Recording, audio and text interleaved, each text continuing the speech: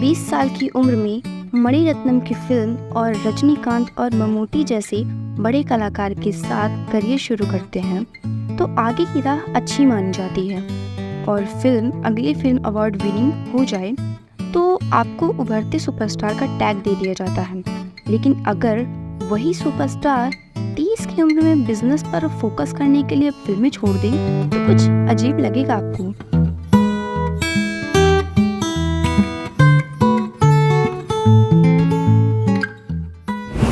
Hello friends, तो कैसे हैं आप लोग। फिल्मों में आना सभी का सपना होता है। हर कोई चाहता है कि हम फिल्मों में आए और एक बड़ा सुपरस्टार बने, और ये बहुत कम ही लोग को नसीब होता है वो सुपरस्टार बनते हैं। इस वीडियो में हम आज एक ऐसे एक्टर के बारे में बात करेंगे जो एक समय का स्टार कुछ कारणों की वजह से बाहर चला गया और बहुत बड़ा बिजनेस खड़ा कर लिया।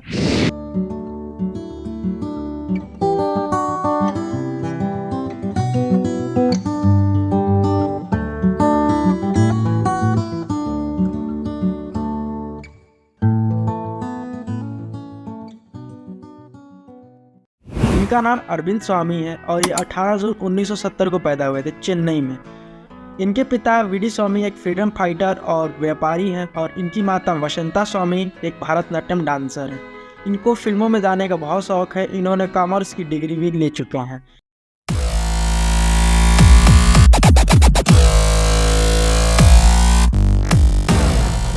इन्होंने अपनी फिल्मी करियर की शुरुआत मणिरत्नम के फिल्म थलपति से की जो 1991 में आई थी।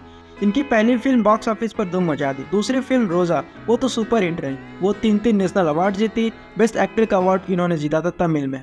फिर 1995 में बॉम्बे आई। ये मूवी इनके लिए बहुत बड़ा लकी साबित हुआ। ये पूरे इंडिया में पैन इंडिया लेवल के ये सुपरस्टार बन गए। फिर 1997 में इनकी मिलसारा कनव आई जो कि बहुत बड़ी हिट साबित हुई। ये 4 नेशनल अवार्ड जीते थे। इनके बाद इनकी और ज़्यादा पैन इंडिया नाम हो गया था।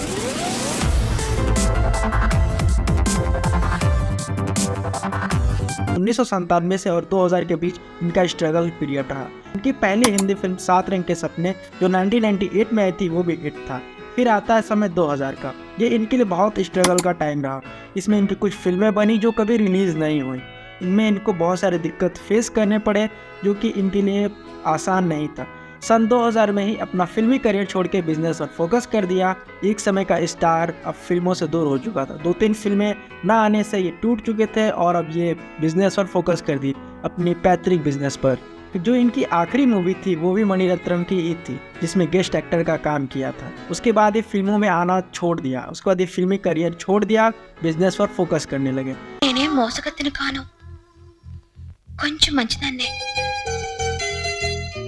నన్ను చూస్తే పాప అనిపించలా। 2005 में एक बिजनेस स्टार्ट किया टैलेंट मैक्सिमम के नाम से, जो कि आज के समय में 3300 करोड़ का बिजनेस हो चुका है। ये बहुत बड़ा इनके लिए सटायर साबित हुआ। बहुत इससे सक्सेसफुल रहे। अपने पिताजी के बिजनेस को टेक ओवर करने के बाद ये बहुत ज़्यादा सक्सेसफुल हो गए। फिल्मी करियर में भी सक्सेसफुल थे, सुपरस्टार थे। उसके बाद बिजनेस में आने के बाद भी सुपरस्टार हो। 2005 में ही इनका एक्सीडेंट हुआ और पैर में लकवा मार दिया।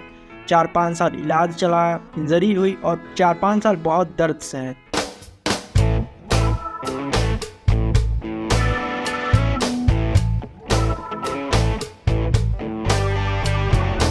2010 तक ये बहुत बड़े बिजनेसमैन बन चुके थे और फिल्मी करियर से फिल्मों से बहुत दूर हो चुके थे।